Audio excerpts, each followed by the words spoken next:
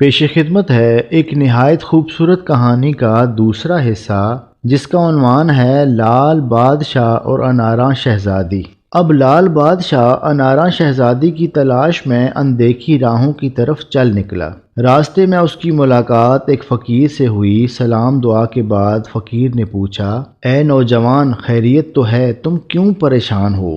اس پر لال بادشاہ نے اسے اپنی پریشانی بتائی تو فقیر یوں گویا ہوا، اے نوجوان، اناراں شہزادی تو سخت پہرے میں قید ہے، وہاں تو چڑیا بھی پر نہیں مار سکتی۔ لال بادشاہ نے یہ سنا تو پرعزم لہجے میں کہنے لگا، میاں فقیر، مجھے اپنے رب پر بھروسہ ہے، اناراں شہزادی جہاں بھی ہو، جس حال میں بھی ہو، میں اسے ڈھونڈ نکالوں گا۔ فقیر اس کے مضبوط لہجے سے بہت متاثر ہوا اور خوش ہو کر کہا، اے نوجوان، اللہ تمہاری ضرور مدد کرے گا۔ یہ کہہ کر فقیر نے کچھ پڑھ کر لال بادشاہ پر پھونکا تو وہ اللہ کی قدرت سے طوطا بن گیا۔ اب فقیر کہنے لگا، تم مغرب کی طرف اڑتے جاؤ، کافی دور جا کر کالے پہاڑ آئیں گے، انہیں پار کرنے کے بعد ایک محل نما عمارت آئے گی، تم کسی طرح سے اس کے اندر گھس جانا، وہاں اناروں کا ایک باغ ہے، باغ کے جنوبی کونے میں ایک انار کے پودے پر سرخ رنگ کا ایک بہت بڑا انار لگا ہوا ہوگا،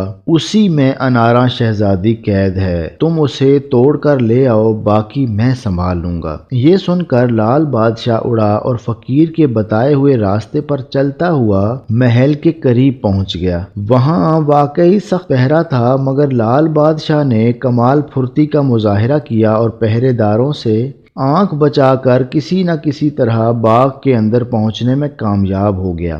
وہاں پہنچ کر سیدھا جنوبی کونے کی طرف گیا، وہاں سبز اور پیلے اناروں کے درمیان ایک بہت بڑا سرخ انار دیکھ کر اس پر جھپٹا اور اسے توڑ کر واپسی کی راہ لی۔ جیسے ہی اس نے انار توڑا، باغ میں ہلچل سی مچ گئی۔ وہاں موجود پرندوں نے عجیب و غریب خوفناک آوازوں میں چیخنا شروع کر دیا۔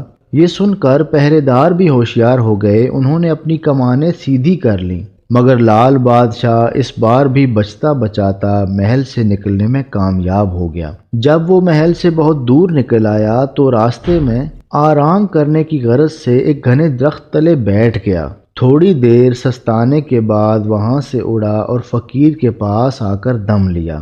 فقیر اسے انار کے ساتھ دیکھ کر بہت خوش ہوا، پھر اس نے کچھ دم کر کے اس پر پھونکا تو وہ اللہ کے حکم سے دوبارہ انسانی شکل میں آ کر لال بادشاہ بن گیا۔ اس نے فقیر کا شکریہ ادا کیا اور واپسی کی راہ لی۔ فقیر نے چلتے وقت اسے پھر نصیحت کی کہ اس انار کو ہرگز مت توڑنا، اسے اسی طرح سے اژدہے کے حوالے کر دینا اور اپنی دلہن لے جانا، مگر راستے میں تجسس کے ہاتھوں مجبور ہو کر اس نے انار توڑا تو اندر سے ایک شہزادی نکل کر اس کے سامنے آ گئی، جس کی خوبصورتی دیکھ کر لال بادشاہ کی آنکھیں چندھیا گئیں۔ یہ اناراں شہزادی تھی جس نے رہائی دلانے پر لال بادشاہ کا شکریہ ادا کیا اور آزاد کرانے کی وجہ پوچھی تو لال بادشاہ نے اسے ساری حقیقت بتا دی، جسے سن کر اناراں شہزادی لال بادشاہ سے کہنے لگی، تم میرے محسن ہو، تم نے مجھے آزاد کرایا ہے، میں چاہتی ہوں کہ باقی زندگی ایک بیوی کی حیثیت سے تمہارے ساتھ رہ کر تمہاری خدمت کروں۔ اس پر لال بادشاہ نے کہا، پھر اژدہے سے کیسے نمٹا جائے؟ اناراں شہزادی کہنے لگی، تم اژدہے کی فکر مت کرو، اسے میں سنبھال لوں گی۔ یہ سن کر لال بادشاہ نے اسے اپنے ساتھ لیا اور اژدہے کی طرف روانہ ہو گئے۔ وہاں پہنچے تو اناراں شہزادی تیزی کے ساتھ آگے بڑھی اور کنویں کے قریب پڑے بڑے شہتیر کو اٹھا کر درمیان سے چیرا تو دیکھتے ہی دیکھتے اژدہا دو ٹکڑے ہو کر وہیں ڈھیر ہو گیا۔ یہ دیکھ کر لال بادشاہ نے اللہ کا شکر ادا کیا، اپنی دلہن اور اناراں شہزادی کو اپنے ساتھ لے کر محل کی طرف چل پڑا۔